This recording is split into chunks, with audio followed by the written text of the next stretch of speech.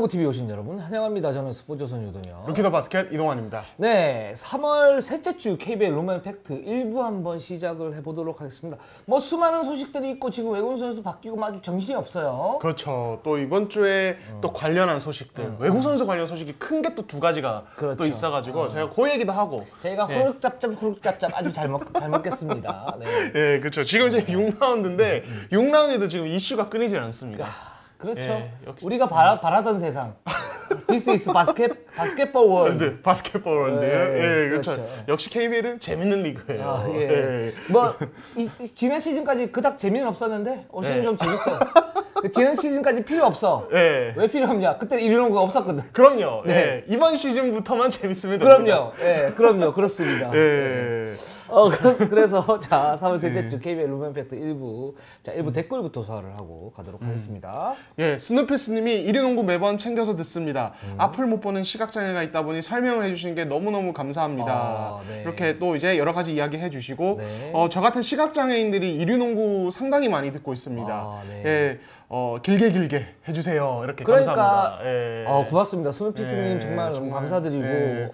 그 눈이 안 보이시는데도 불구하고 이렇게 저 들으시면서 또 이렇게 농구를 즐겨주시니까 너무너무 감사드립니다. 이 제작진이 방송을 해야 돼요. 그렇죠. 맨날 30분 이내로 끊자고 그렇죠. 예. 제작진 진짜 그리고 저희 팬분들은 시청자분들은 그렇죠. 정말 감사하게도 이런저런 정말 따뜻한 이야기 던져주시는데 그렇지. 시간을 맨날 시간만 타고 뭐라고 그렇지 예? 그렇습니다. 실수하고 예. 예? 그리고 적반하장이에요. 예. 스누피스 같은 분들이 보면 찐이야. 아유, 어제 혹시 저 늦게 한잔 하셨나요? 아니요. 아직까지 텐션이 살아계신데요.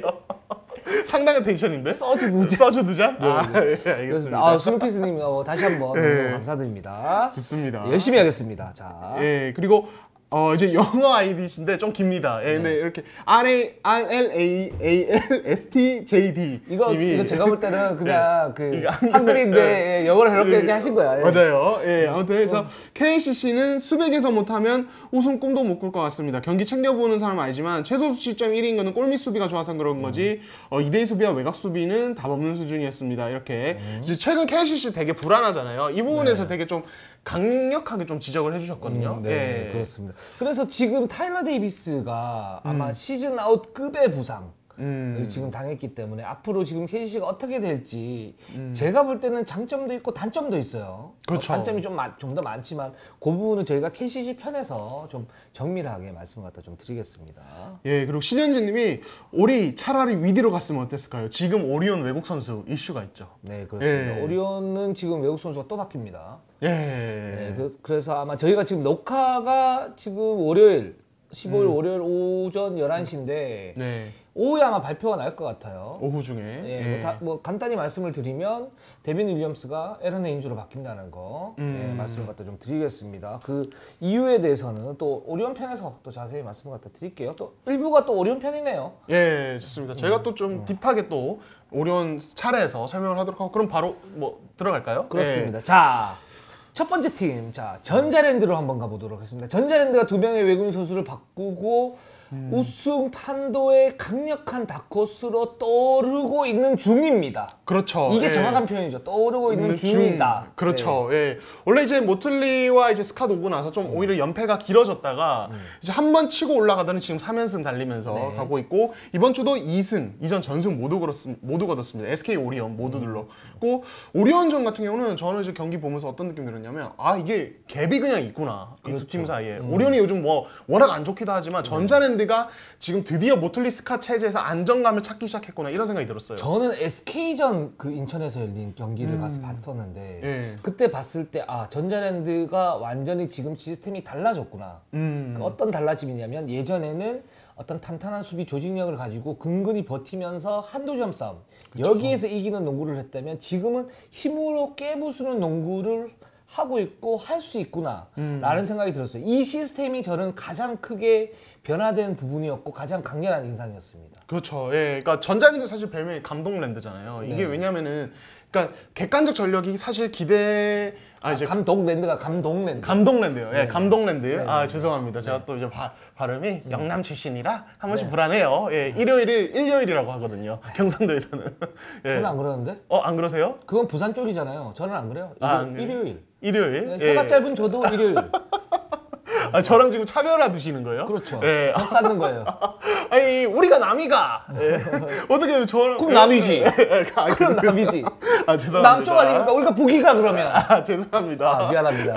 네. 죄송합니다. 예, 아무튼 그래서 이제 감독랜드라 불리는 이유가 사실 객관적 전력이 조금 떨어짐에도 그걸 이제 이동 감독 그렇다 코칭 스태프와 선수들이 극대화함으로써 6강 이상의 어떤 성적 거두는데 다만 또 플레이오프에서는 힘의 한계에 부딪혀서 좀 무너지는 이런 게 좀 반복이 됐었던 게 많았잖아요. 예, 몇 시즌 제외하면은. 근데 이제 이번 시즌은 그게 다르죠. 결국에는 그 전까지는 그렇게 가다가 외국 선수 바꾸고는 지금 말씀하신 대로 힘으로 그냥 눌러버리는 힘으로 깨부수는 농구가 가능해졌다는 게 플레이오프도 기대하게 되는 그런 모습이 아닌가 싶습니다. 그 뭐 첫 번째 이유는 모틀리와 스캇, 데본 스캇의 합류인데 요 두 선수의 어떤 경기력 좀 어떻게 보십니까? 지금 이제 일단은 한 일주일 지났고 이제 적응을 하면서 뭔가가 나오는 시기거든요. 그렇죠. 예.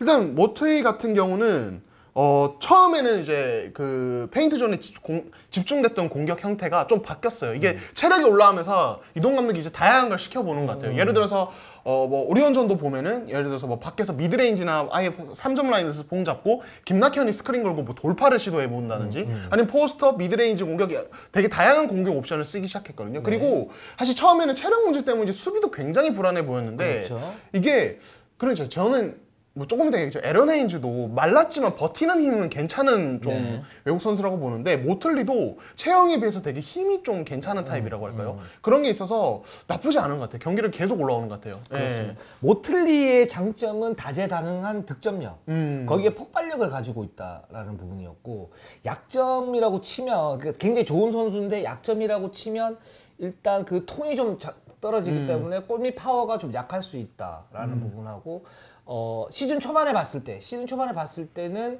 이제 골밑 중심이긴 한데 외곽에서 던지는 어떤 슛이 효율적이지는 않다라는 부분이었고 그다음에 수비에서 블록슛 능력이 있는 것 같은데 실제적으로는 효율성이 좀 떨어진다라는 부분인데 그런 부분들이 이제 다 조금씩 업그레이드가 되고 있는 그런 모습을 지난주에 보였습니다. 그래서 모틀리가 아직도 지금 컨디션이 한 80% 정도라고 그래요. 그래서 이 선수가 올라오게 되면 전자랜드가 굉장히 다양한 공격 루트를 가지고 갈 수 있다. 그리고 이 선수가 저는 또 좋은 게 뭐냐면 농구 센스가 좋고 팀 플레이가 되는 선수, 즉 농구를 알고 하는 타입의 선수이기 때문에 이 선수가 미끼가 되면서 김낙현이나 정효근이나 이대현에게 뭔가 시너지를 줄 수 있다는 부분들.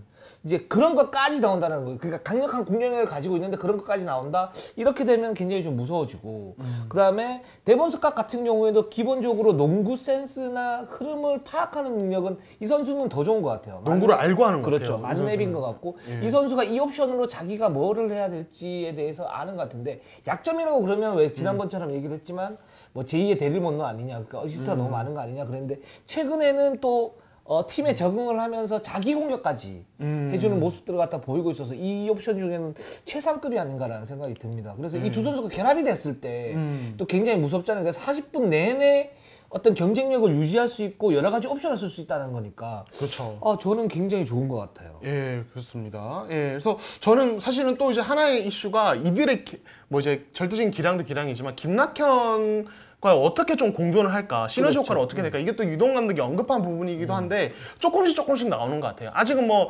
완벽하다, 뭐 진짜 시너지가 폭발한다 이렇게 말할 수는 없지만은 좀 뭔가 같이 뛰면서 서로 도움을 주는 그림이 조금씩 나오는 것 같아서 요거는 또 계속 손발 맞추면서 좀 끌어올릴 부분이 아닌가 싶습니다. 저는 이거는 무조건 맞아질 가능성이 높다. 물론 이제 완성도 측면에서 80%냐 90%냐 차이지. 왜냐면 그동안 이제 김낙현에 대한 의존도가 굉장히 심했지 않습니까? 그렇죠. 전자랜드가 뭐 득점할 선수가 없다 뭐 이렇게 얘기했었고 두 외국 이전 그 구 전자랜드 외국인 선수 2명 같은 경우에는 심스와 탐슨이 이제 그런 부분이 좀 약했는데 지금은 모틀리가 그런 부분에서 상당 부분 할애해주고 사실은 모틀리가 에이스 같은 느낌이었어요. 그렇죠. 지난주에는. 그리고 스캇 같은 경우는 마찬가지고 그러니까 김낙현이 공격에서 어떤 그 부담감을 많이 덜어놓을 수 있는 딱 구조적으로 그렇게 돼 있는 거고. 근데 여기서 2대 공격이 어떤 완성도나 이런 부분을 갖다가 높여야 되는데 이 부분은 숙제겠죠. 만약에 예. 이 부분이 완성이 되면 전자랜드는 플레이오프에서 좀 더 강력한 전력을 가질 수 있고 우승 확률이 올라간다 이렇게 볼 수가 있는 거고. 예. 또 여기에서 김낙현뿐만 아니고 정여군과 이대현이 어떻게 공존하느냐.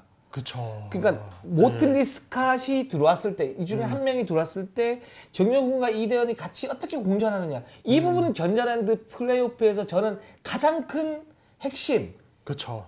해결해야 될 숙제이자 이게 해결이 되면 전자랜드는 정말 우승 후보로 바뀐다라고 생각이 들거든요. 예. 그러니까 이 두 선수가 효과적으로 공존하기 시작하면 전자랜드 라인업 어떤 활용할 수 있는 폭 자체가 엄청나게 넓어지기 때문에 근데 이제 지금 시점에서 보면은 사실 아직은 불안하죠. 그러니까 이거는 사실은 뭐 외국 선수 교체 시점이 아니라 그 전에 정효근이 복귀했을 시점부터 사실은 문제가 됐던 거긴 해요. 그렇죠. 그리고 사실 이대현이 최근에 잠깐 살아난 적이 있는데 그때가 되게 우연히도 근데 저는 우연이 아니라고 생각하지만 정효근이 부상으로 빠졌을 때예요. 근데 돌아오자마자 또 이제 약간의 이제 뭔가 불안한 모습 이런 게 있거든요. 그러니까 이게 같이 코트에 세우기에는 뭔가 서로 시너지가 안 나는 모습, 뭔가 호흡적으로도 불안한 모습 이런 게 있어서 요거 어떻게 맞춰가느냐 수비적으로도 그렇고요. 예, 요거 좀 관건이 되겠죠. 예. 그 저는 이 두 선수의 공전이 같이 뛰어야 저는 경쟁력이 올라간다고 보거든요. 무조건. 결국에는 같이 뛰어야 된다. 무조건. 그러니까 예를 들어서 김낙현, 차바이, 정여군, 이대현 그리고 모틀리나 스캇 이렇게 뛰면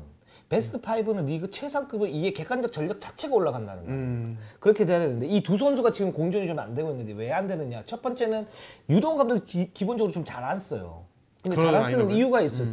그게 두 번째 이유인데 일단 정여군과 이대현이 저는 전자랜드가 수비에서 굉장히 좀 강력했지만 활동력이 좋아야 되는데 이 두 선수가 사실 상대적으로 그렇게 좋은 스피드 활동력은 괜찮은데 좋은 스피드를 지니고 있지 못하다 그쵸. 라는 생각이 듭니다. 또 세 번째로는 어떤 부분이냐면 정효근이 밖에 나와서 스트레치를 해주든 이대현이 해주든 이게 이제 정효근이 들어갈 때 이대현이 나와주고 이대현이 들어갈 때 정효근이 나와주고 또 모틀리가 나와주고 이런 손발을 맞추는 시간이 필요한데 그 시간이 지금 극도로 굉장히 짧았다. 근데 이게 피오가 얼마 안 남았기 때문에 피오 때도 과연 이 완성도가 될 것인가 이 부분은 봐야 되는 부분이고 그리고 정여근과 이대현, 정여근이 외곽에서 던져주는 석점 확률이 좀 올라갔으면 좋겠는데, 그리고 하이로 게임에서의 어떤 그 패싱이 좀 더 정교했으면 좋겠는데, 이 부분이 지금 잘 안 돼요. 그쵸. 예. 예. 그러니까 이것도 이제 뭐 손발 맞추는 거하고 비슷한 거죠. 그러니까 그게 되느냐 안 되느냐가 뭐 전자랜드 플레이오프 경쟁력을 결정짓는 가장 큰 중요한 요소라고 보는데 지금은 잘 안 되고 있습니다. 그렇죠. 특히 뭐 정효근 진짜 하이로 게임은 정말 좋은 지적이라고 생각하시는 게 그러니까 정효근이 하이에 서서 외국 선수 모틀리든 뭐 이제 다른 선수와 뭐 이제 하이로 게임을 할 때 패스가 그러니까 뭐 바운드 패스도 하고 그냥 이제 위로 떨궈주는 어떤 라 패스 이런 형태도 가는데 이게 다 되게 불안해요. 타이밍도 불안하고 패스 뭐 속도 질 자체가 되게 불안해서 이게 턴오버로 나오거나 아니면 턴오버 비슷한 상황으로 연결되는 경우도 되게 자주 나오거든요. 그러니까 어떻게 보면은 이게 정효근이 이 이대현과 같이 뛰거나 아니면 서로 자리를 바꾸면서 뛸 때 벤치 왔다 갔다 하면서 뛸 때 이 안정감을 찾아줘야 사실은 모트리 스캇 체제도 안정감을 찾는다 저는 생각을 해요. 예, 그래서 이거 되게 미션이긴 하죠. 근데 만약에 공존이 성공했을 경우에는 저는 그러니까 이 사이즈 자체가 워낙 높기 때문에 이게 되게 플레이오프에서 사실 뭐 지금 플레이오프권에 있는 팀 중에 특히 뭐 현대모비스라든지 이런 이제 장신 라인업 가동하는 팀들이 있지 않습니까? 그렇죠? 그런 팀들과 맞대결에서도 충분히 이제 힘싸움이 가능해지는 그런 부분이 있겠죠. 근데 이제 공격에서는 이제 정효근의 뭐 3점 생산을 말씀하셨지만 저는 수비에서 이 로테이션 속도도 좀 갖춰주는 게 되게 그렇죠. 중요한 것 그거 같아요. 굉장히 중요합니다. 예, 그러니까 정효근이나 이대현이나 기본적으로 특히 정효근은 원래는 그래도 4번으로 뛰던 선수다 보니까 빅맨에 그게 배어 있어서 로테이션 속도 자체도 되게 떨어지고 이런 부분이 있어요. 맞아. 그게 가장 예. 중요한 건데 그게 안 되면 이 두 선수가 공존하기 쉽지가 않아요. 근데 그렇죠. 그래서 6라운드에는 전자랜드 팬 여러분들께서는 이 두 선수가 과연 공존을 했을 때 어떤 효과적인 부분이 생기느냐. 분명히 이제 플러스가 있고 마이너스가 있는데 플러스가 훨씬 더 많으냐 아니냐. 이 부분 좀 자세하게 보시면 될 것 같습니다. 좋습니다. 그리고 예. 차바이 선수가 뭐 여전히 굉장히 좋습니다. 그러니까 이제 지난 SK전이 끝난 다음에 정효근 선수가 차바이 선수 언급을 갖다 좀 해달라고 얘기를 하면서 그때 당시 14리바운드인가요? 네. 잡았어요. 그러니까 이제 차바이 선수는 왜 우리 동네 농구 할 때도 보면 그 정말 활동력 좋고 몸빵 해주는 그런 선수도 있지 않습니까? 그런 그 친구도 있지 않습니까? 있으면 농구가 엄청 편하거든요. 반대 입장에서는 상대하면 정말 싫어요. 상대는 그렇죠. 정말 상대하기 정말 힘들어. 쟤만 없으면 되는데. 야 살살 좀 해. 이렇게 할 만한 그렇죠. 그런 상대죠. 제가 리바운드를 막 다 걷어내요. 그리고 쟤 뭐 득점 예를 들어서 득점력이 안 좋고 뭐 이래도 다 걷어내면 정말 그 팀이 상대 볼 때 힘들어지거든요. 그렇죠. 그런 선수가 차바이입니다. 예. 그러니까 특히 이번 시즌 같은, 그러니까 차바이가 사실은 거의 1번부터 3번까지 다 수비가 가능하기 때문에 이번 시즌에 이제 유동원 감독이 차바이를 상대 가드 어떤 전담 마커 이런 식으로 기용하는 경우 되게 많아요. 그래서 이윤기 합류한 뒤에는 차바이 이윤기를 아예 상대 백코트에 붙여버리는. 좋죠. 예를 들어서 뭐 DB랑 할 때는 뭐 두경민과 허웅이가 아예 둘을 붙여버려서 그냥 백코트에서 그냥 압박감을 엄청나게 심어준다든지 KT랑 할 때는 허운의 전담 마크를 시킨다든지 이런 식으로 차바이를 핵심적인 백코트 수비 카드로 활용하면서 김낙현 체력 세이브 해주는 효과, 그리고 공격에서 조금 더 오히려 김낙현이 힘을 더 쓸 수 있도록 해주는 효과, 안배가 되는 거죠. 이런 효과를 누리고 있거든요. 그래서 저도 지금 시점에 차바이가 뭐 이제 뭐 득점적인 면에서는 사실은 뭐 좀 아쉬운 부분이 분명히 있지만은 수비에서 워낙 중요한 역할을 하고 있어서 전자랜드에서 빼놓을 수 없는 존재다 이런 생각이 들어요. 예. 골든 스테이트가 사실 스테판 커리가 득점 굉장히 많이 했을 때 클레이 탐슨의 역할 중에 하나가 뭐냐면, 클레이 탐슨도 뭐 득점이 굉장히 폭발적이지만 기본적으로 수비에서 붙여줄 수 있다는 거, 그거 굉장히 중요하지 않습니까? 예. 저는 이제 차바이 선수를 이렇게 부르고 싶습니다. 예. 클레이바이. 클레이바이. 팬들 사이에서 그것도 부르죠. 차바이 레너드. 차바이 레너드. 차바이 레너드까지는 너무 갔어. 좀 공격이 조금 클레이바이. 클레이바이 예. 너무 좋은 게 뭐냐면 클레이바이. 바위처럼 뛰어가지고 지득이 되는 거예요. 끈끈하게. 뭔가 시적인데요? 예, 시인하셔도 되겠어요. 제가 이런 사람입니다. 본인이 그런 얘기를. 예, 좋습니다. 그럼 누가 얘기를 해요? 당신이 얘기해 줄까? 당신이 요즘 리액션이 너무 안 좋아 나한테. 저 절대 안 해주죠. 맨날 매기기 하고 말이야. 죄송합니다. 근데 이 차바이 선수가 이렇게, 저는 이제 3&D의 성향이라고 봐요. 차바이 선수. 그게 가장 효율성이 높고, 여기에서 차바이 선수의 어떤 득점을 갖다가 뭐랄까, 득점이 뭐 10점 이상을 해줘야 된다 이렇게 하면 이 선수의 효용은 떨어지는 거고, 이 외곽에서 3점은 플러스 알파 같은 느낌.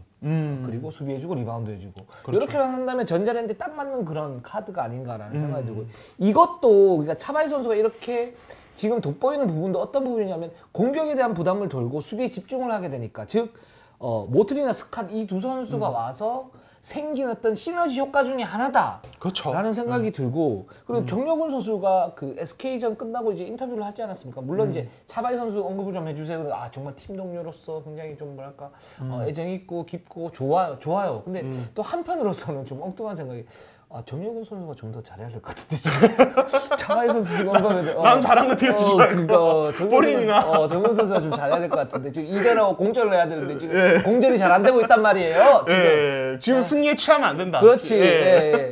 정혁훈 선수 좀 잘해야 될 것 같은데. 날카롭습니다. 뭐 그런 생각이 들었어요. 좋습니다. 정혁훈 선수 미안합니다. 사랑합니다. 그렇습니다. 오리온으로 한번 가보도록 하겠습니다. 오리온 지금 데빈 윌리엄스가 결국 교체가 됩니다. 대체 외국인 선수가 에런 헤인즈 선수고, 라커룸에서 무슨 일이 있었는지는 모르겠어요. 근데 제가 볼 때는 이렇게 교체가 됐다라는 것은 이제 뭐 한국 농구대에 적응이 안 됐다. 저는 이런 진부한 표현을 쓰고 싶지는 않아요. 그냥 실력이 짱이면 그냥 한국 농구 적응이 뭐고 그냥 거기서 그냥 접수를 하면 돼. 아무런 문제가 없어요. 그쵸. 근데 애매해져 버리면 팀 적응이 필요한데, 애매한 선. 그리고 굉장히 실력이 좋다 그러면 팀 적응 그냥 잘 할 수 있어요. 제가 볼 때는. 근데 이 데빈 윌리엄스는 좀 위험했던 게 뭐냐면, 그러니까 제가 지난주에도 말씀드렸지만 어떤 시스템에 대해서 정면으로 부정을 해요. 그러니까 지금 KBL이 굉장히 하드콜인데 심판에다가 대놓고 뭐 판정에 대해서 이렇게 항의를 하면 거기서 심판이 얘기를 해주지 않습니까? 그럼 그렇죠. no 이러는데 이거는 이제 거기에 적응한다는 게 아니라 나는 내 기준이 맞으니까 너네들이 그렇게 하면 안 돼 이거잖아요. 그렇죠. 그건 굉장히 좀 뭐랄까, 아무리 심판의 어떤 판정이 뭐 능력이 만약에 떨어진다고 하더라도 그렇게 하는 건 아닌 거죠, 그죠? 맞춰가야죠, 본인이. 그렇죠. 그리고 또 14일 전자랜드전에서 판정에 불만을 품고 이렇게 맞아요. 얘기를 했습니다. FF를 썼던 것 같아요. 입 모양을 볼 때. 그러니까 이제 그렇게 심한 파울도 아니었어요. 그냥 자기가 골밑에서 슛을 넣고 난 다음에 혼자 흥분을 하고 거기에서 빙 파울 이렇게 물론 했던 것 같아요. 그래서 테크니컬 파울을 받았죠. 바로 받았죠. 예. 그러니까 이게 데빈 윌리엄스가 진짜 멘탈적으로 불안한 게 사실 전자랜드전도 그렇고 그 주중에 있었던 KCC전도 사실은 물론 이제 오리온 자체가 KCC에 굉장히 약한 면이 있어요. 이번 시즌 결국 뭐 6전 전패로 갔는데 네. 근데 그 내용적으로 보면은 그날 이제 KCC가 타일러 데이비스가 갑자기 빠지면서 그렇죠. 라거나 중심 체제로 갔는데 이 데빈 윌리엄스가 라건한테 완전히 압도를 당했어요. 근데 내용적으로 뭐 경기력도 경기력이고 또 멘탈 관리 안 되고 이런 상황들. 그러니까 강호준 감독도 그때까지만 해도 사실 3연승으로 분위기가 좋았음에도 데빈 윌리엄스에 대해서는 굉장히 좀 답답하다는 이야기를 했거든요. 네. 그때부터 징조가 좋지 않았는데 이 두 경기까지 망쳐버렸고 결국에는 이제 에런 헤인즈가 오게 됐죠. 예. 그렇습니다. 이 선수가 사실은 기능이 괜찮은 선수. 근데 우리가 좀 소프트하다라고 얘기를 했잖아요. 근데 코트에서 어떤 자기 자신의 어떤 마인드 컨트롤이 안 됐을 때 또 터프한 모습을 보여요. 근데 거기서 더 나가서 이제 판정에 대해서 엄청난 불만을 품고 벤치에서의 어떤 태도 이런 부분도 좀 안 좋고 그러니까 왜 내가 디디 로슨하고 교체를 당해야 되지? 뭐 이렇게 나와버리니까 결국은 오리온은 거기에서 데빈 윌리엄스를 바꿨던 것 같고 그런 의미에서 그냥 진짜 그냥 위기로 갔으면 그렇죠. 네. 그렇죠. 그러니까 이게 이번 데빈 윌리엄스 실패가 조금 오리온 내부적으로 이제 그래도 좀 속상할 수 있는 게 타격이 있는 게 데빈 윌리엄스는 지난번에도 제가 말씀드렸지만 올 때 말씀드렸지만 강우철 감독이 계속 주시하던 선수예요. 이 선수 우리 팀 왔으면 좋겠다. 그래서 위기 교체 타이밍을 잡으면서 이 선수로 바꾸겠다고 이제 계획을 잡아서 데려온 선수인데 막상 와 보니 완전 이제 예상과 완전 다른 플레이, 다른 성향을 보이는 거죠. 이게 데미지고 그렇다 보니까 이제 어떻게 보면 극약 처방으로 에런 헤인즈를 사실은 제가 알기로는 지난주부터 이미 합류를 시켰어요. 그래서 이게 농구 팬들 사이에서 화제가 됐던 게 에런 헤인즈가 그 SNS에 고향에 있다는 어떤 글을 올렸거든요. 그래서 헤인즈가 오리온에 있어 지금? 뭐 교체되는 건가? 이래서 좀 알아봐 달라고 막 이렇게 얘기하신 분들도 제가 알기로는 계셨는데 이게 뭐냐면 오리온이 헤인즈 데려와 놓고 데빈 윌리엄스 같이 훈련시키는 과정에서 데빈 윌리엄스 한 두어 경기 한번 지켜보고 결정하겠다는 입장이었던 걸로 저는 들었어요. 근데 그 두 경기를 다 엉망으로 했어요. KCC 전자랜드. 그렇게 되면서 이제 교체가 약간 이제 결정이 되는 이런 프로세스로 가는 것 같아요. 네. 예. 그렇습니다. 그래서 오리온이 지금 데빈 윌리엄스를 에런 헤인즈로 바꾸는데 에런 헤인즈가 이제 현대모비스가 한번 테스트를 해보지 않았습니까? 그렇죠. 해봤을 때 몸 상태가 쉰 것 치고는 괜찮다라는 평가를 받았는데 근데 그럼에도 불구하고 절정기의 모습은 아니고 그냥 그렇죠. 이제 뭐 이 옵션에서 이제 경쟁할 수 있는 정도, 그냥 공격에서 경쟁할 수 있는 정도라고 봤고, 그러니까 이제 전체적으로 보면 객관적 전력이 좀 떨어지는 거죠. 근데 에런 헤인즈가 좋은 부분은, 그 오리온이 여기서 뭔가 할 수 있는 부분은 이제 헤인즈가 들어오면서 그 트리플 포스트를 서고 여기에서 지역 방어를 섰을 때 헤인즈가 만약에 활동력이나 어떤 수비 컨트롤러가 된다면 그 부분에서는 장점이 될 수 있겠다라는 생각이 들긴 합니다. 예. 근데 다만 또 그런 부분이죠. 디드린 로슨도 결국에는 포워드형 그렇죠. 선수고 에런 헤인즈도 이제 어떤 몸이 막 크고 이런 선수가 아니기 때문에 네. 지금 타 팀의 어떤 장신 자원들, 파워 좋은 자원들을 수비하기가 되게 힘들고 그렇죠. 결국에는 또 이승현의 용수, 네. 예, 아니면은 이승현의 도움수비에 또 의존을 해야 되는 상황이 벌어졌으니까 네. 이게 결국에는 뭐 최현민이나 이종현이나 이런 자원들을 더 많이 활용해 가면서 지금 버텨야 되는데 문제는 사실은 이종현 같은 경우는 특히 지금 경기력이 여전히 안 올라오고 있어서 되게 답답한 상황 아니겠습니까? 맞습니다. 그리고 경기 속도 무지하게 떨어지고 있고 그게 최근에 이제 득점력이 떨어지는 어떤 이유가 좀 되고 있죠. 그렇기 때문에 오리온이 이 그 외국인 선수 교체에 따라 가지고 어떤 우승 후보의 강력한 우승 후보에서 좀 이제 멀어지는 살짝 좀 떨어지는 그런 느낌을 받아요. 이번 결국에는 이번 어떤 윌리엄스 교체로 인해서 우승 경쟁권에서 조금 멀어졌다. 네. 예. 그리고 이 부분이 사실 수비에서 그런 부담감을 주게 되면 이대성이나 이승현 이런 선수들의 어떤 공격 효율성도 좀 떨어질 수 있으니까 그렇죠. 오리온은 좀 더 지켜봐야 될 것 같습니다. 좋습니다. 자, KT로 한번 가보도록 하겠습니다. 예, KT 이번 주 2승 1패 기록을 했습니다. KCC 대파했고요. 그다음에 KGC도 누르고 LG전에서 연장 혈투 끝에 패했습니다. 예. 굉장히 LG전이 상당히 아까워요. 이 아까운 이유가 그냥 잡을 수 있는 게임이었어요. 맞아요. 10점 차 이상까지 앞서다가 막판에, 그러니까 서동철 감독도 작전 타임 때 집중 얘기를 했었는데 집중력이 살짝 흐트러졌고 여기에서 잘해주던 또 브라운 선수가 살짝 딜레마가 생겨버렸습니다. 예. 그러니까 이게 KT가 기본적인 힘은 되게 강하거든요. 그렇죠. 제가 그리고 봐도. KT가 네. LG하고 할 때 좀 잘할 수 있는 부분이 뭐냐면 지금 김현민도 그렇고 김영환, 양홍석 이런 선수들이 이제 포워드로서 미스매치 유발을 하면서 경기가 굉장히 좀 잘 풀려나갔거든요. 그렇죠. 그러다가 경기 중간에 또 기복이 생겨버렸어요. 네, 그러니까 이게 기본적인 힘 자체 뭐 이제 포워드 진부터 빅맨 진까지 사이즈 그리고 지금 허운의 경기력이 다시 완전히 절정에 올라 있거든요. 그러니까 그렇다 보니까 기본적인 힙 파워만 가지고 보면은 어떤 팀이든 뭐 상대할 수 있는 혹은 우위까지 가져갈 수 있고 LG전도 그런 경기였는데 네. 문제가 뭐냐면 또 마지막에 뭐 서민수한테 3점 맞는 장면이라든지 이런 것들 보면은 좀 어이없는 수비 실수 같은 것들이 되게 자주 나와요. 그렇죠. 예, 그러니까 어떻게 보면 우승 경쟁하는 팀에 필요한 어떤 디테일과 집중력이 그냥 한 번씩 그냥 맥없이 빠질 때가 있어요. 그러니까 이게 KT의 고질적인 문제 같아요. 맞아요. 그 네. KT가 보면 전반의 게임은 굉장히 잘하다가 3쿼터에 훅 따라잡힌다든가 그래서 뭐 접전 가서 패하거나 이긴다든가 뭐 이렇게 하는 경우도 그러니까 경기 중에 기복이 있어요. 이 부분은 제가 볼 때는 첫 번째는 KT가 지난 시즌까지 수비가 그렇게 좋지는 않지 않았습니까? 근데 올 시즌에 2대2 수비를 강화를 하긴 했어요. 근데 그게 이제 팀 전체적으로 습관화되지는 않았다. 그렇기 때문에 나오는 어떤 기복이라고 보고 있고 그리고 이제는 허웅과 양홍석 중심 그리고 뭐 김영환 이런 선수들이 있지만 이제는 이 KT라는 팀은 어떤 가능성을 보고 가는 팀이 아니고 작년까지는 그랬는데 이제는 뭔가 성과가 나야 될 팀이거든요. 그렇죠. 이제 네. 그런 부분에서의 어떤 그 좀 단단함이 좀 부족한 거 아닌가라는 생각이 들고 또 브라운 선수가 실제적으로 경기 흐름에 살짝 맞지 않는 부분들 돌출들이 나와요. 그렇죠. 네, 그러면서 KT의 어떤 전력 자체가 굉장히 기복이 심해지는 거. 그게 골밑이 어떤 그렇게 되면 비어버리게 된다는 거니까.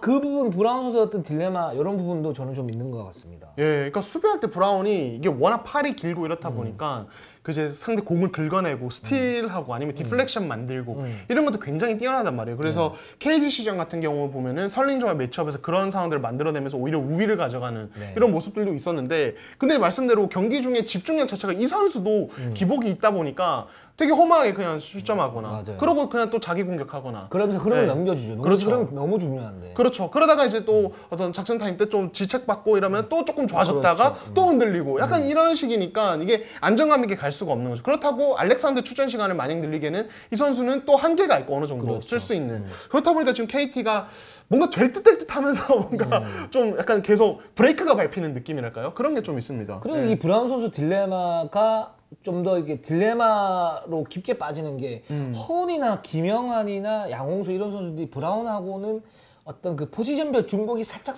있어요. 예를 들어서 허운은 클리프 알렉산더하고 2대2 공격할 때 굉장히 위력적입니다. 맞아요. 허운이 깊숙이 치고 들어가서 림어택을 할 때 거기에서 불발이 돼도 뭐 클리프 알렉산더가 이제 풋백 득점을 하는 경우도 많고 또 거기에서 내주는 양 사이드로 내주는 그런 이제 공격들이 많고 근데 브라운은 자기가 스스로 이제 메인 볼 핸들러가 돼가지고 뭔가를 하기 때문에 남들을 그 상대를 갖다 좀 죽여버리는 그런 상황이 좀 생겨요. 생기니까 이런 부분도 좀 있어서 KT가 이 브라운 선수 어떤 딜레마를 잘 달래야 되지 않을까라는 생각이 들고 저는 지난 경기에서 허운 선수가 미끼가 되면서 KT가 그 허운 선수였던 그 허운 선수는 절대적이지만 그 의존도를 줄여가지고 이 선수의 그래비티가 있는데 그 그래비티를 이용하는 KT의 다른 공격 패턴이 좀 있었으면 좋겠다. 이게 허운 의존도를 줄이는 거면서 허운의 위력을 극대화시키는 거잖아요. 근데 그런 모습을 좀 봤어요. 그러니까 어떤 부분이냐면 지난 LG전에서 이렇게 보면 최근에 좀 그렇게 나오는데 김영환이나 그 양홍석이 메인 볼로 핸들가 되고 거기에서 알렉산드라 브라운이 스크린을 치고 2대2 공격을 해요. 거기서 여의치 않으면 허운이 다시 코너에 있던 허운이 다시 돌아와가지고 거기서 핸드오프 플레이를 하고 거기서 다시 2대1을 하는 그러면서 유기적으로 연결시켜주고 볼을 같이 만지면서 어떤 그 밸런스를 잡는 그런 모습을 보이는데 이 부분이 저는 꽤 괜찮은 그런 모습이고 허운 선수가 미끼가 되면서도 자신의 어떤 그 효율성을 극대화할 수 있는 그런 패턴이 아닌가라는 생각이 듭니다. 예, 좋습니다. 네. 자, 그럼 다음 팀으로 넘어갈까요? 네, 좋습니다. 자, LG입니다. 다음 팀, LG. 예. LG 같은 경우는 1승 1패 기록했습니다. 디비전에서 사실 굉장히 또 실망스러운 경기를 보여주지만 바로 또 KT를 잡아내면서 예, 1승 1패 기록했습니다. 일단 지금 시즌 마지막 라운드에서 고춧가루 부대 역할 해내고 있어요. 그렇죠. 예. 일단 이제 계속 이제 말씀드리지만 LG 같은 경우는 지난주에도 뭐 저희가 한상혁이라든지 뭐 이광진 이런 이제 D리그에 있던 선수들, 정혜원 이런 선수들 얘기를 했는데 뭐 이번 주도 그런 선수들의 모습이 돋보였고, 그리고 서민수가 되게 오랫동안 지금 부상으로 계속 나가 있다가 또 돌아오면서 KT전에서 굉장히 좋은 활약을 했죠. 예. 그렇습니다. 이게 저는 좀 여러 가지 많은 생각들이 좀 들었어요. 그러니까 이제 LG는 지금 봐야 될 게 뭐냐면 LG가 지난 시즌까지 팀 워크가 많이 좀 떨어져 있는 그런 상태였었습니다. 그러니까 이제 뭐 LG한테는 좀 미안한 얘기지만 선수들이 이제 FA로 풀렸을 때 있으려고 하는 선수가 있고 나가려고 하는 선수가 있는데, 나가려고 하는 선수의 어떤 비율이 좀 높았었죠. 그렇죠. 네. 예. 이제 그런 이제 어떤 팀 분위기적인 요소들이 있었었고, 그걸 이제 조성원 감독이 와서 일단 이거를 메워야만 팀이 분해가 되지 않으니까 거기에 대해서 비시즌에 어떤 신뢰를 쌓기 위해서 뭔가 노력을 많이 했단 말이죠. 주 5일제를 하고. 그렇죠. 예. 그 다음에 훈련 시간 정확하게 지키고, 그 다음에 자기가 어떤 비시즌 훈련에서 약속했던 부분들을 실전에서 그대로 적용하는 그런 모습들 갖다 보였단 말이죠. 그러면서 LG가 초반에는 뭐 공격농구를 하겠다지만 공격농구 잘 안 됐고, 근데 그런 이제 약속들은 계속 지켜갔었어요. 네. 그래서 팀 컬러를 어느 정도 응집시키고 난 다음에 지금 이제 여기에서 어느 정도 신뢰가 쌓였다라고 보기 때문에 또 변화를 갖다 준 건데, 근데 그 과정에서의 어떤 부작용이 또 어떤 부분이 있었냐면, 그렇다 보니까 조성원 감독은 비시즌 때 이제 주축이었던 그런 멤버들에게 기회를 과도하게 좀 더 많이 줄 수밖에 없었었죠. 그렇죠. 근데 예. 그 선수들이 활약을 잘 못했어요. 그렇죠. 부상이 있었었고 부진했었고, 근데 계속 기용을 했었죠. 물론 이원대 같은 그런 선수들이 깜짝 올라오기는 했었지만, 근데 지금 이제 다시 지금 이광진이라든가 뭐 정성호라든가 한상혁 이런 선수들, 그러니까 이런 선수들이 올라오면서 이 경쟁 체제가 마련이 됐고, 이 경쟁 체제가 마련이 되면서 LG는 좀 더 좋아지고 있단 말이죠. 그렇죠. 그러니까 네. 이런 경쟁 체제를 좀 더 일찍 가동시켰으면 어땠을까. 근데 이전에 어떤 그런 흐름을 갖다 따져보면 그것도 쉽지는 않았겠다. 저 그래서 많은 생각이 좀 들었다라고 말씀을 갖다 좀 드리는 겁니다. 예. 그 저는 이제 이게 이제 이동혁 기자 말대로 조금 더 일찍 시작했으면 더 좋았을 것 같기도 하지만은 또 한편으로는 D리그에서 이 선수들도 만들어지고 있었던 것 같다는 생각이 들어요. 계속 그렇죠. D리그 일정 소화하고 어떤 이제 조성원 감독 비롯한 코칭 스태프가 만드는 새로운 문화 안에서 어떤 새로운 어떤 훈련 방식, 그리고 새로운 경기 내용 이런 것들을 좀 적응을 해가는 단계. 거기에서 이제 이제 됐다. 이제 1군에서 이 선수들 기용해보면서 테스트해봐도 되겠다. 이런 시점에 드디어 좀 쓰기 시작했다는 생각이 들거든요. 왜냐하면 D리그와 사실 1군 무대 거의 모든 팀들이 같은 시스템을 운영하면서 계속 경기감을 끌어올리고 테스트를 하려고 하니까 그런 생각이 들고, 저는 그래서 사실은 한상혁의 활약이 지금 개인적으로 제일 인상적이었어요. 맞아요. 예. 그러니까 한상혁이 사실은 프로 오고 나서 사실은 처음에 조금 기용이 되다가 최근 1, 2년은 거의 뭐 1군 무대에서 거의 뛰지를 못했어요. 거의 뭐 D리그에서만 거의 고정적으로 뛰었는데 이 선수까지 쓰기 시작했단 말이에요. 그리고 심지어 1군 무대에서 인상적인 활약을 해요. 예를 들어서 좀 이제 다른 가드 자원의 어떤 저돌성이 떨어질 때 이 선수가 투입이 돼서 돌파로 게임을 메이드 해버린다든지 이런 식의 어떤 장면들. 그리고 수비에서도 사실은 기대하지 않았던 어떤 에너지 레벨, 높은 에너지 레벨을 보여주는지 이런 게 되게 인상적이고, 그리고 사실은 저는 사실은 그 이관이 오고 나서 이제 LG가 가드진 운영할 때 오히려 다시 이원대 좀 더 많이 쓰고 이런 식으로, 아니면 윤원상도 좀 더 쓰고 이렇게 갈 줄 알았는데 오히려 D리그에 있던 한상혁을 쓴다든지 이런 식으로 간단 말이에요. 이런 것들이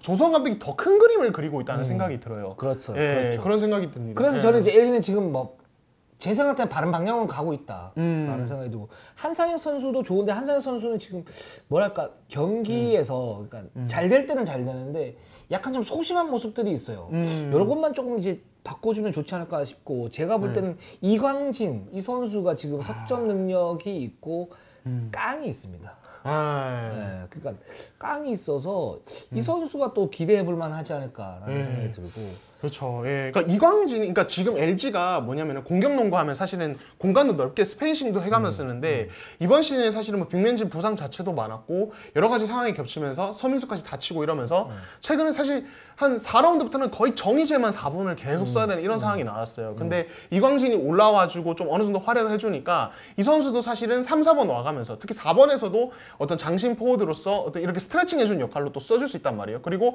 정희재보다 활동량이 더 좋아요. 사실 이 선수가. 맞아요. 네. 그렇다 보니까 조금 더 이제 LG가 포워드진에서 뭔가 뎁스를 조금 갖춰가는 이광진이 좀 1군에서 활약을 해주면서 이런 느낌이 있어요. 예, 여기서 이제 뭐 최승욱이 조금 더 안정적인 모습을 보여주고 이렇게 올라온다면 더 좋겠죠. 예. 그렇죠. 이제 최승호 이런 선수들이 좀 실망스럽긴 하죠. 네, 그렇습니다. 그리고 서민수 선수가 복귀를 갖다가 했습니다. 했고 지난 KT전에서 청 같은 결승골 넣으면서 존재감을 확인을 했는데 이 서민수 선수는 원래 이제 LG에서 우리 이동환 기자가 또 그 확실에 찬 호조로 그렇게 얘기하지 않았습니까? LG에서 조성원 감독 공격농구의 가장 큰 수혜자가 된 선수가 서민수 선수다. 기억나시죠? 황태자가 될 것이다. 황태자가 될 것이다. 그런데 부상을 당했어요. 아니, 우리... 몇 주를 쉬었어요 지금. 예, 아니 아픈 선수한테는 뭐라고 하지 맙시다. 그럽시다. 저는 미안합니다. 예, 마음이 아파요 오히려. 네, 예, 알겠습니다. 그렇습니다. 참 노련하게 살 뻔했네요. 자, 예, 그렇습니다. 그래서 LG는 지금 뭐 바른 방향으로 가고 있고 지금 상태가 경쟁을 계속 하고 있기 때문에 어떤 고춧가루 부대로서 정말 굉장히 후추를 팍 뿌리지 않을까. 아 고춧가루인데 후추를 뒤에서 몰래 후추도 준비해놓은. 아 당연하죠. 예. 섞으면 더 예. 위력이 세질 수 있습니다. 예, 좋습니다. 자, KGC로 한번 가보도록 하겠습니다. KGC는 이제 자레드 설린저를 얘기를 해줘야죠. 예, 그렇죠. 설린저가 이번 주에 드디어 데뷔를 했습니다. 삼성전에서 데뷔를 했고 3경기를 치렀어요. 일단 저는 뭔가 고무적이면서도 아직은 좀 더 지켜봐야 된다. 이런 좀 총평을 내리고 싶어요. 일단 첫 생경기. 근데 김세희 감독이 그런 얘기를 했거든요. 그 데뷔전 앞두고 설린저가 이제 2주 격리 끝내고 이틀 운동하고 이제 뛰기 때문에 제가 봤을 때 3경기는 걸린다. 정상 컨디션이 될 때까지. 설린저가 걸린저? 예. 미안합니다. 설렌저가 설린저? 설레네? 예. 죄송합니다. 편집 잘라주세요. 제발 잘라주세요. 제작진 죄송합니다. 둘다 부끄러워.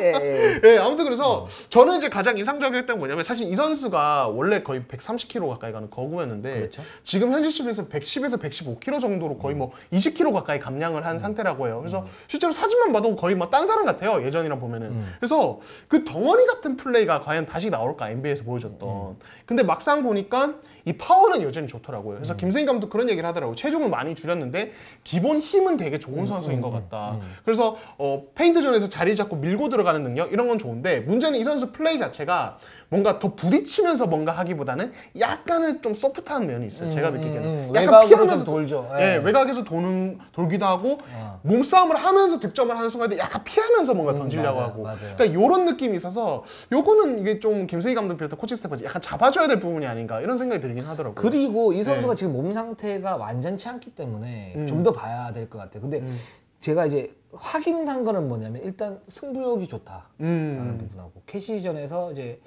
파울을 얻어냈고 거기에 이제 그 슛을 쐈었는데 그게 불발이 되자 막 이렇게 소리 질렀죠. 이건 이제 데빈 윌리엄스하고는 좀 다른 거죠. 결이 다르죠, 완전히. 결이 다른 거죠.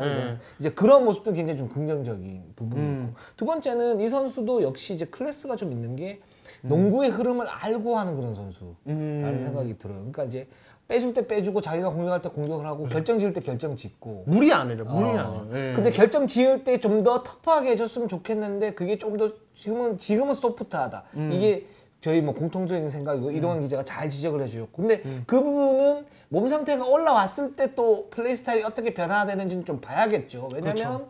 뭐 데본 스캇도 그랬고 모틀리도 지금 몸이 올라오기 전에 어떤 플레이와 지금 플레이는 좀 다르니까 그런 부분 좀 봐야 될 것 같고 지금 저는 이제 자레드 설린저 선수의 위력을 극대화하기 위해서는 오세근 선수가 좀 더 올라와야 된다고 봐요. 물론 이제 자레드 설린저 원 포스트로 해서 3명의 포워드 1명의 가드 또는 2명의 포워드 2명의 가드를 놓고 하는 것도 좋다라고 보고 있는데 오세근 선수가 이제 올라오면 이제 옵션이 2가지가 생기는 거죠. 이제 그런 식으로 오세근 선수를 활용할 수 있는데 지금 오세근 선수가 지난 캐시전에서 나름 괜찮긴 했는데 좀 올라오고 있긴 한데 그리고 자레드 설린저가 패싱이 괜찮기 때문에 맞아요. 하이로 게임을 했을 때 오세근이 로우에 서고 자레드 설린저가 하이에 섰을 때 그렇게 했을 때 위력이 저는 극대화될 수 있다고 봐요. 피오의 어떤 특정 팀들한테는. 근데 오세근이 만약에 여기에서 요 정도의 어떤 폼이다. 지금처럼의 어떤 폼이다. 그러면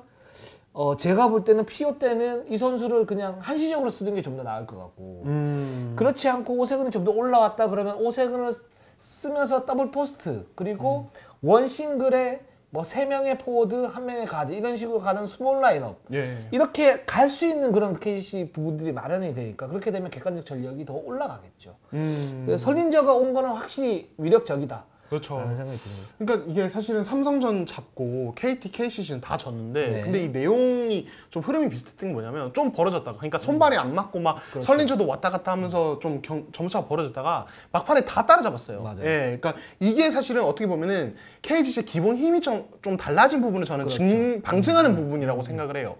그러니까 이게 그러니까 그 삼성전 끝나고 KCC 선수들이나 아니면 김승희 감독이 공통적으로 얘기했던 게 그러니까 그 전에는 좀 뭐랄까 그러니까 국내 선수들이 더 힘을 써서 풀어가야 됐단 말이에요. 왜냐면 외국 선수들이 지지대 역할을 전혀 못 해줬어요. 그렇죠. 예, 근데 지금은 설린저가 어쨌든 아직은 몸 상태가 완전치 않아서 왔다 갔다 하지만 지지대 역할을 해줘요. 특히 뭐 수비할 때는 설린저가 그래도 어쨌든 버티고 있으니까 아직 활동량은 떨어지지만 버티고 있으니까 로우 포스트 수비에 대해서 뭐 문성권이나 양희종이 과도하게 헬프 갔다가 그 이제 역동작 걸려서 3점 오픈 찬스 주고 이런 장면이 줄어드는 부분이 있고 공격할 때도 이제 전에는 할 수 없었던 설린저 보고 단순하게 어떤 포스트업 1대1로 시키고 이게 체력 세이브가 되죠. 그런 식으로 가면 이런 것들이 가능해지니까 저는 이게 손발이 좀 맞아가고 서로 스타일 더 알게 되고 설린저 몸 상태가 더 올라가기 시작하면은 제가 봤을 때 이 팀도 플레이오프에서 되게 무서울 수 있다. 그리고 여기에 이제 유동현 기자가 말씀하신 어떤 오세근과의 더블 포스트 호흡이라든지 아니면 양희종 문성곤과 섰을 때 어떤 스페이싱 중시하는 라인업의 호흡이라든지 이런 거는 이제 또 같이 가야 되는 부분이겠죠. 그래서 예. 그 호흡에서 핵심이 사실 KCC한테 졌는데 뭐 아깝게 졌죠. 근데 초반에 이제 많은 리드를 벌려진 게 좀 문제였긴 했는데 거기에서 이제 2대2에 많이 당했어요. 그러니까 2대2 수비의 어떤 호흡이나 이런 부분들이 갖다 좀 더 정교하게 다듬을 필요가 있다. 근데 그거는 이제 시간이 지나면 해결할 수 있는 문제니까 그런 부분들에 대한 어떤 그 디테일한 수비 작업이 어떻게 진행되는지 이걸 본다면 뭐 우리 안양 팬들이나 또는 KBL 판도에서 KGC가 어떤 역할을 할 것인지 좀 나온다라고 볼 수가 있겠죠. 예, 좋습니다. 그렇습니다. 자, 오늘 방송 여기까지 하겠습니다. 저희는 항상 최선을 다하겠습니다. 자, 네이버 유튜브 구독, 좋아요, 알람. 알람. 감사합니다. 감사합니다.